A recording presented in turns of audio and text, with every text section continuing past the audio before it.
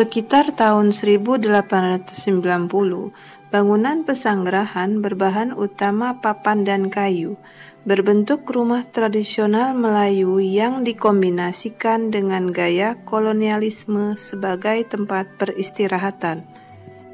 Pada tahun 1897, Belanda menjadikan pesanggerahan sebagai tempat pengasingan Pangeran Haryo Pakuningprang yang merupakan cucu Sri Adipati Paku Alam II.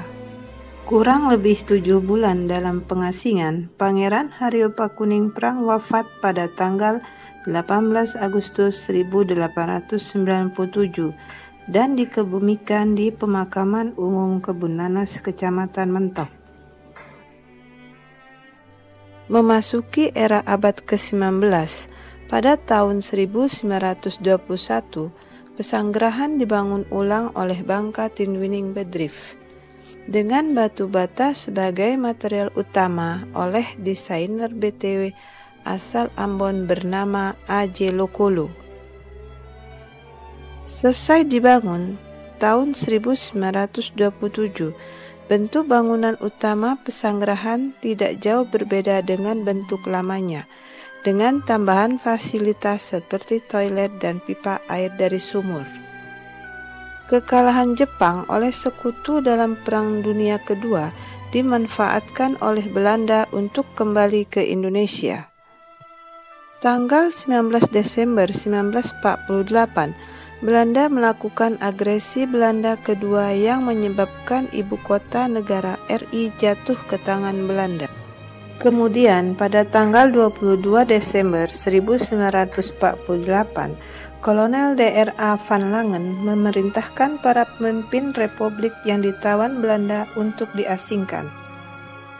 Pemimpin RI yang diasingkan ke Pulau Bangka adalah Muhammad Hatta, Suryadi Suryadharma, A. Saad, dan A.G. Pringgodikdo. Mendarat di Kampung Dul Pangkal Pinang, kemudian dibawa ke Bukit Menumbing di Mentok dengan pengawalan pasukan khusus Belanda.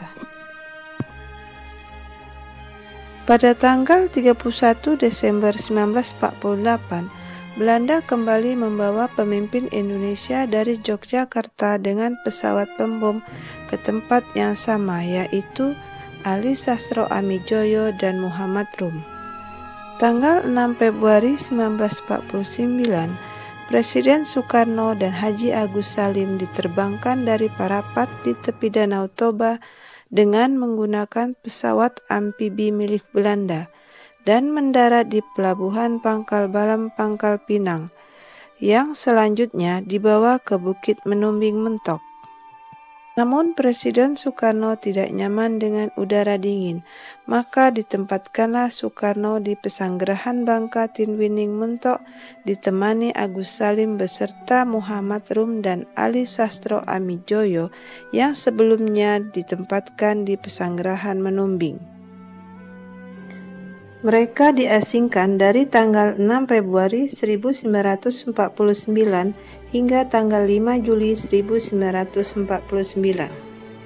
Selama pengasingan, para pemimpin RI memanfaatkan waktunya melakukan pembicaraan, perencanaan, dan persiapan menjelang perjanjian Rumroyen yang dilakukan di Hotel Des Indes, Jakarta. Di pesanggerahan ini juga dilakukan serah terima surat kuasa kembalinya pemerintah RI ke Yogyakarta dari Insinyur Soekarno kepada Sri Sultan Hamengkubuwono IX pada bulan Juni 1949.